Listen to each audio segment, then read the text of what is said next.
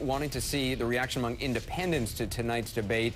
Campbell Brown actually has some new polling which has independents in them. Campbell? Yeah, this is our breakdown. And just to remind everybody, the overall number in terms of how people thought, who they thought won the debate was 58% in favor of Obama, 31% for McCain. But this is the breakdown on where Democrats, Republicans, Independents stood. Democrats, no surprise here, 88% thought that Obama won, 5% McCain. Independents, 57% for Obama, 31% thought McCain won it. Republicans, 18% Obama, 68% McCain. So pretty much where our overall number was, it seemed to be where independents were breaking down. And John, if you extrapolate out that to independents nationwide, what does that mean for the race? If that's the case and that opinion holds over the next 19 days, what it does to the race is it means Barack Obama is the next president of the United States. Now, 19 days is a long time. I think McCain was more effective tonight trying to do the spending and the connecting the dots on the economy and saying Barack Obama is a liberal and you don't want him right now. But if that's how independents are tonight, it shows you how steep the hill is for John McCain to change it. You have more polling numbers. Yeah, and it's on those issues of the economy, and that they don't reflect that, at least in the polling that we have. Who better handles the economy? Obama, 59%, to McCain's 35%. Who would better handle the financial crisis? Obama, 56%, McCain, 35%. Who would better handle health care? Big margin here, 62% for Obama, 31% for McCain.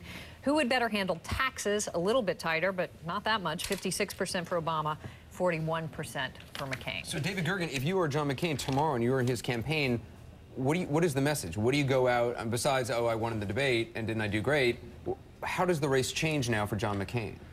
Beats the hell out of me. By the way, as a presidential advisor, did you ever say that to a president? He said, in a moment that I think he will come to regret, that he was going to go out and whip Obama's you-know-what. That was his pledge. He went out and threw everything he had at it tonight. It did not work. I think the message out of these polls is pretty darn clear.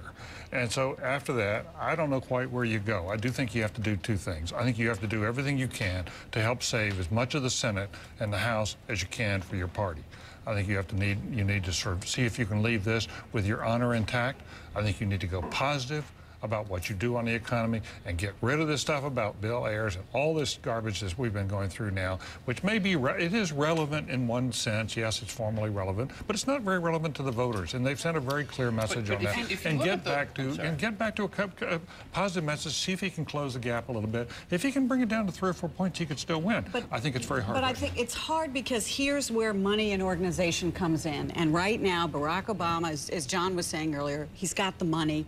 He's going to pour more into ads. On commercials, 3 to 4 to 1. At least, and they're everywhere. And he's got the organization. You know, the silver lining of going through that long primary season is that he's got the troops on the ground. So tomorrow, on the trail, do we hear about Ayers? Do we hear about Acorn? Do we hear about that stuff from the McCain campaign? Do they keep hammering away at that? I think they do, because they don't have much else to say. I mean, especially Sarah Palin. I mean, Sarah Palin wants to motivate her base. She's the one who wants to talk about Ayers and Acorn. But if you're just looking at those polling numbers so far, you know, what they show is that people feel about the debate what they feel about the campaign. It's about 50 to 40 for Obama overall. And what it seems to me is that the debate simply just didn't change anyone's mind. You know, I'm just going to say that actually this week he hasn't been talking about Ayers. He hasn't been talking about Acorn. I did an interview with Senator McCain where I brought it up, and then, of course, he talked about it. But other than that, not so much. I think that the thing that his campaign was most happy about in terms of what he did tonight, and you know that because the email that we got linking it to YouTube, the YouTube clip of it, was the fact that he said, and you heard Rick Davis reiterate this, I'm not George Bush, you're not running against George Bush. I mean, they were probably doing handstands inside the war room, because the fact that they sent this out, I actually sent an email to a couple of people inside the war room, and I said, you finally said it, you're so happy, right? And they said, absolutely. They were absolutely thrilled with this, because they understand that times are tough, that it's very difficult for John McCain right now, but the key for them is to keep trying to separate himself from George Bush, and he has to say it explicitly like he said tonight. But that's playing defense, and that doesn't change anything. Has he also run away from who he actually is? I mean, I can understand separating from George W. Bush, but when you've completely run away from who you are, people who understand you, all of a sudden the voters going, we're confused. I know we got to take a break because we got to get a couple breaks in here in the next half hour. Roland will continue to talk on.